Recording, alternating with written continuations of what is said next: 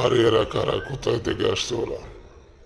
2 দিন পর পরই তারা নতুন করে ইসলাম ধর্ম এবং ইসলাম ধর্মের বিধিবিধান নিয়ে আল্লাহ তারা মানুষ পাঠার সময় সবার উলুঙ্গ এইভাবে গানের আসরে তারা আলোচনা ল্যাংটা করে করে পাঠাইলো।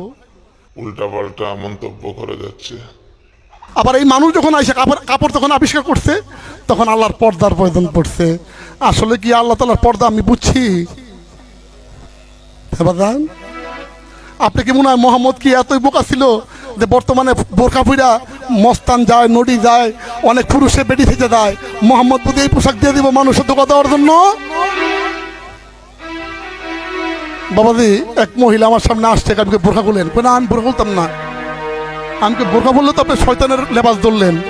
কেন? আমি শয়তানদের সবাই, শয়তান সবার দেখবে কিন্তু শয়তান দেখেও, তাহলে আপনি বোরকা পরে সবার দেখতেছেন কিন্তু আপনার কেউ দেখতেছেন না, তাহলে আপনি কি? বাবা, ওই সমস্ত কাপড় তো আল্লাহ তাআলা সৃষ্টি করে নাই। আল্লাহ যদি কাপড় যদি পরতে হইতো তাহলে মুহাম্মদ রে সাল্লাল্লাহু আলাইহি সাল্লাম রে একটা লুঙ্গি হইলো সম্মানে পরাই দিল না বাবা? কি